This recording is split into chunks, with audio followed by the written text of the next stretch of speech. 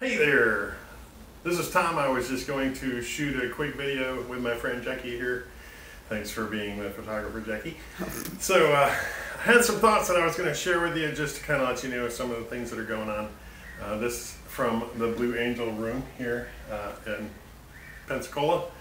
So I just wanted to kind of share some thoughts with you because something has happened in my life this year that was kind of unexpected, and it's something to kind of take into consideration when it comes to your place too.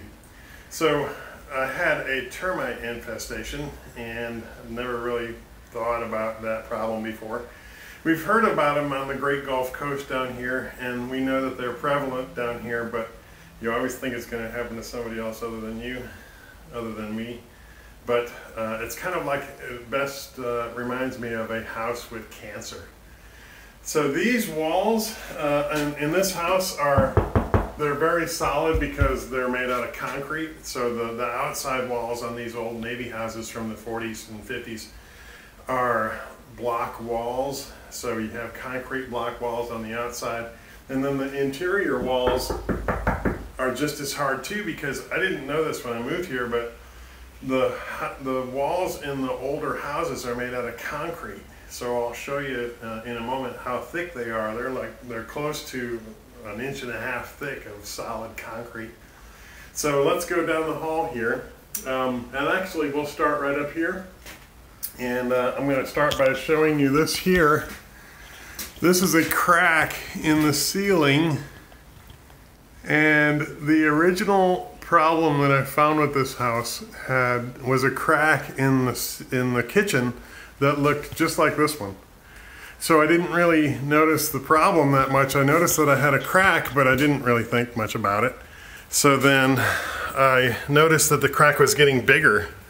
So after a while, I decided to tear a hole in the ceiling, which opened up this problem here. As you can see, as I tore a hole in the ceiling in the sheetrock, literally sheet rock. Here's a close-up of how thick that stuff is. This one was 2 concrete slabs that were attached together. And the older sheetrock is actually wire mesh with concrete driven through it. Talk about hard and heavy. So my first problem was this hole right here, that I noticed that as we dug into it, about 3,000 termites fell down onto the floor here, which was kind of like an Alfred Hitchcock movie. And I realized that I had a serious problem. So we eradicated them. You have to kill the termites by poisoning them and then waiting a few months for that poison to infiltrate through the colony.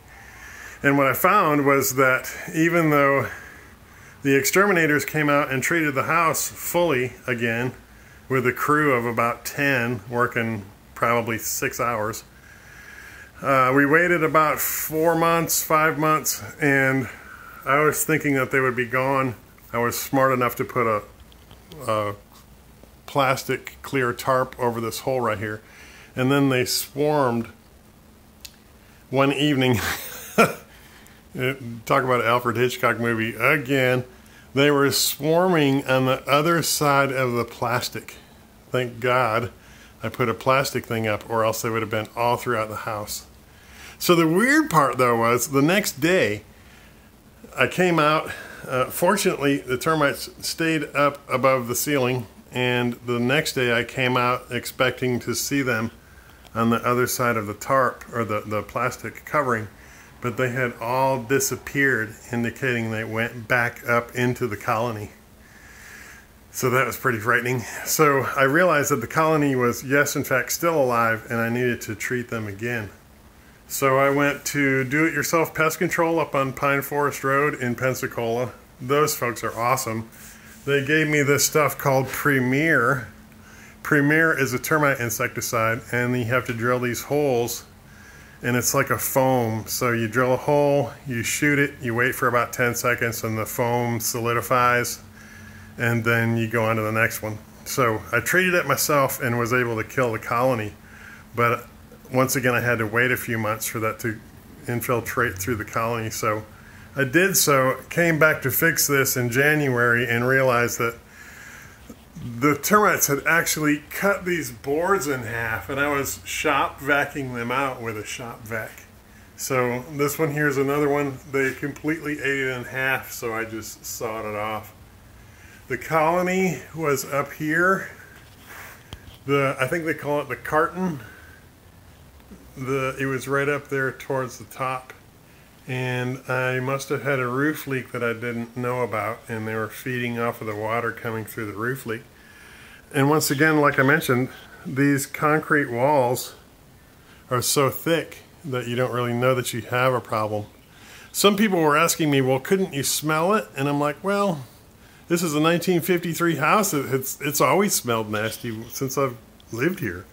So yes, there was a little bit of a smell to it, but it smells like a house from the 50s, like my grandmother's house. And I just kind of maybe mistakenly thought that that was normal. So then I decided that I needed to find out what else is wrong with this place. So I tore out this wall here and found that the problem was significant because they had actually gone. What I found was that they came in through this hole that was behind the wall. One of my questions is, did the termites eat the hole, or was the hole there to start with? It was probably there to start with, I guess. But they found that this hole was right up next to a 2x4. So they took the 2x4 and traveled up this wall right here. I've already taken the 2x4 out, of course. And they got into this main truss beam and went all the way across. They came down. There used to be a door right here. Of course, you can see the kitchen tile. There was a door right here.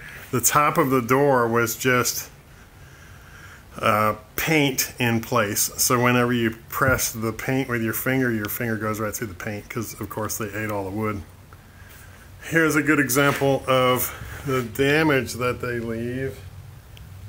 Here's a rod that can explain how they literally eat all of the fiber out of it.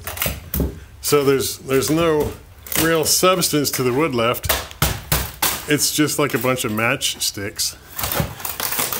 So it's very dangerous, I think, to have an old house with these concrete walls because, I mean, when you have a termite inspection, they tap the wall to see if you have any problems.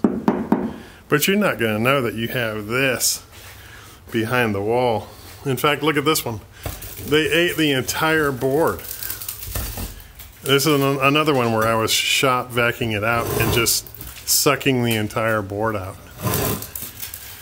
Here's another one. Maybe this was roof leak, maybe, but of course they used that to their advantage because they really took this out completely. So I followed it over here and I did some more exploratory surgery. I even chipped these out. I was going to open that up too, but at that point I realized that this was way beyond the scope of what a typical homeowner would be able to afford. So the question was, fix it, or what do you do if you aren't able to fix it? What are your other options?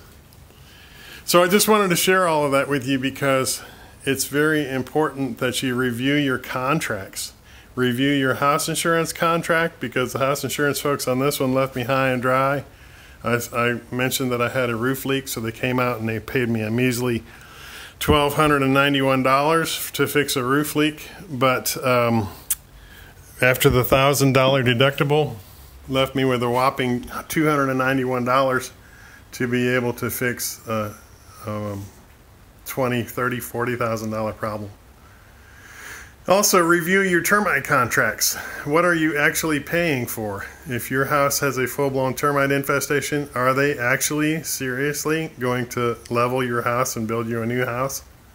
Because would they actually fix all of that? So it's very important to review those contracts and know exactly what you're paying for. So just something to think about as you try to protect your family from the inevitable Formosan termites here on the Great Gulf Coast.